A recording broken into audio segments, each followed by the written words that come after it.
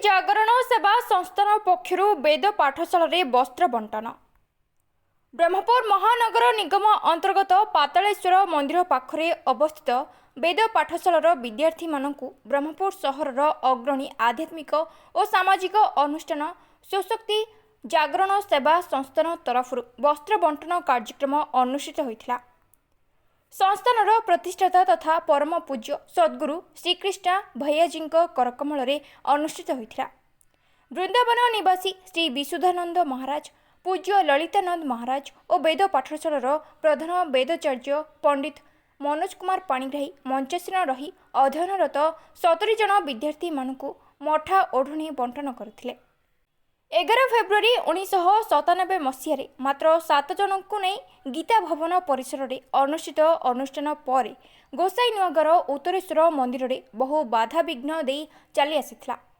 पूर्वतन मुख्यमंत्री स्वर्गत नीलमणि राउतराय पुतुरा स्वर्गत प्रताप चंद्र राउतराय समेत बहु बदानीय व्यक्ति सहयोग और सहायता फल 2002 मसीह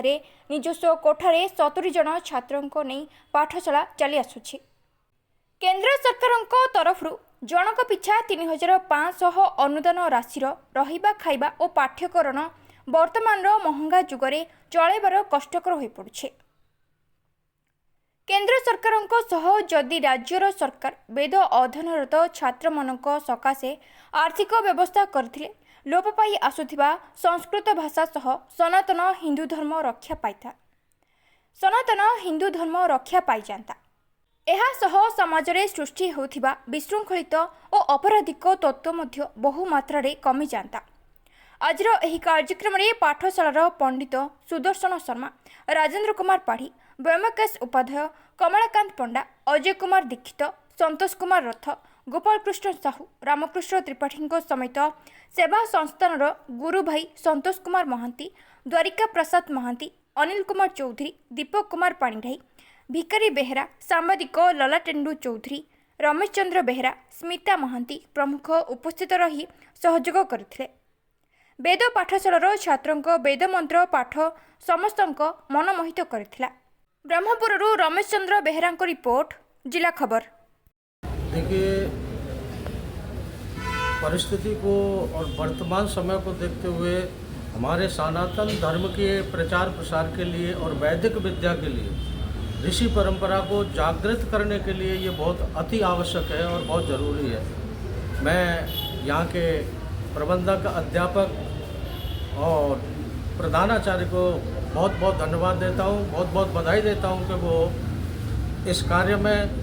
तत्परता से लगे हुए हैं हमारे सनातन धर्म के प्रचार और प्रसार के लिए। वो माँ बाप भी धन्य है जिन्होंने अपने प्रचार प्रसार के लिए, सनातन के प्रचार के लिए इन बच्चों को तैयार किया है और ये अपनी मेहनत और लगन के साथ में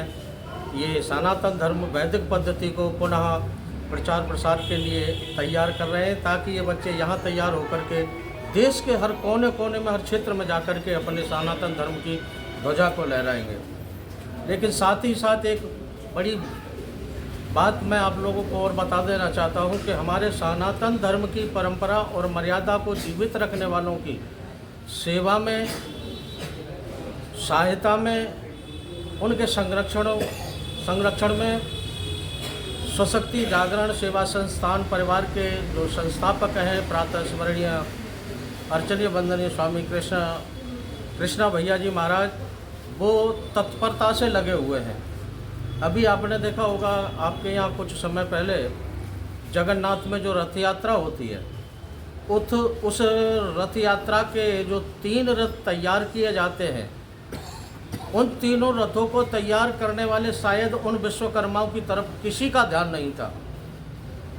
ये महाराज जी की ही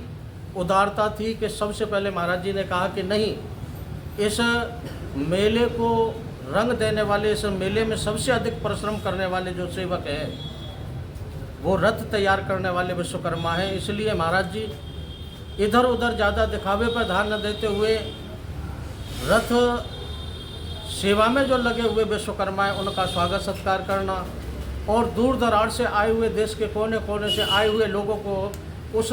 विशाल मेले में भोजन की अति आवश्यकता होती है। दिखावे के लिए पैकेट के भोजन, दिखावे के लिए क्षेत्र तो तुम्हें रंग जी के जगन्नाथ जी के मेले में बहुत मिल जाते हैं, लेकिन एक भोजन की व्यवस्था जो स्वामी जी स्वयं शक्ति सेवा संस्थान परिवार की तरफ से वहाँ करते चलाते हैं, मैं उसके लिए बहुत धन्यवाद देता हूँ, क्योंकि सनातन धर्म की जितनी प्रचार प्रसार की आवश्यकता है उतने ही उसके सहयोग और उसकी सेवा की हमारी तुम्हारी आवश्यकता है। अगर हम और आप जो प्रचार प्रसार करने वाले हैं, जो अपना समय देने वाले हैं, उनकी सेवा, उनकी व्यवस्था, उनका सहयोग करना भी बहुत ज़रूरी है। और तभी ये भारत की संस्कृति, भारत की परंपरा और ये हमारी जो ऋषि परंपरा रही है गुरु शिष्य की, जो कि शिष्यों ने पहले गुरुकुल से निकल करके अपने सनातन धर्म की धर्म ध्वजा को लहराया है, उसकी सेवा और सहायता करना भी बहुत ज़रूरी है।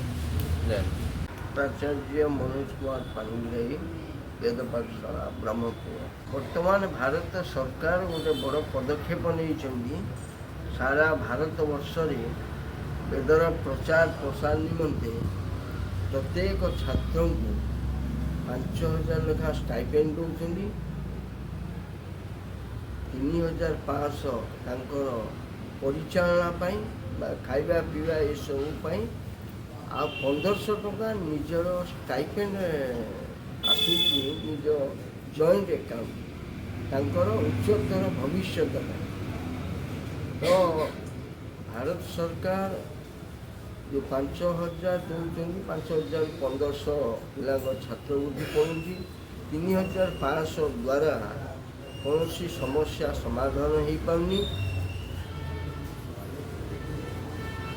उत्तर प्रदेश देखु, आंध्र प्रदेश देखु, तमिलनाडु, कर्णाटक, केरल सबू राज्य सरकार ये वेद विद्या प्रति अनुदान दौरान, किंतु आम ओडिशा सरकार एपर्यंत अवहेलार परिणाम जद्वारा वेदर प्रचार प्रसार विपुल मात्रा हो पानी। समाज रे अनैतिक कार्यकलाप देखा जाउची, कोठी नारी निर्यातना, दंगा ये सब विश्व अशांत भली पदक्षेप। तेणु राज्य सरकार एप्रति यदि दृष्टि नियंते आमर विद्यालय 70 अच्छी आगामी दिन में 140 हो पारे। तेणु राज्य सरकार को अनुरोध आपण जरिया जे ओडिशार जेतेक वेद विद्यालय अच्छी यदि अनुदान नियंती निश्चिंत भाव वेद प्रचार प्रसार हम एवं ओडिशा शांति रहिबा सहित भारत तथा विश्व में भी शांति प्रतिष्ठा हो पार। सनातन धर्म हिंदू जागरण ये सबू किसी उन्नति हो पार। शिक्षार जो पर्याय को मैं देखुची ताले मु निश्चय कहबी जे अच्छी उच्च स्तर वेद शिक्षार ये प्रमाण उपस्थित अच्छे। वेद विद्या अध्ययन ही तार प्रथम पादटा ही होची जे शांति, शिष्टाचार और प्रगतिर श्रेष्ठ मार्ग। जब पर्यंत आम वेद विद्यार प्रचार प्रसार पूर्ण रूप से सरकारी हो कि बेसरकारी हो सहयोग जदि आम हाथ बढ़ौने ताले से दिन दूर ना जोटा भारतर निजर संस्कृति धीरे धीरे पतन आड़ को पड़े। से समस्त कर्तव्य हो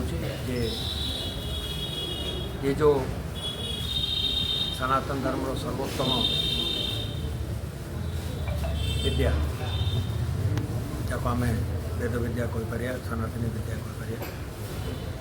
तार प्रचार प्रसार ताको बढ़ावा देवा विलंब न कर जिते शीघ्र हो पार ताको सुदृढ़ कराटा नितांत दरकार। मो बोधे यहाँ मोर 20 टू 25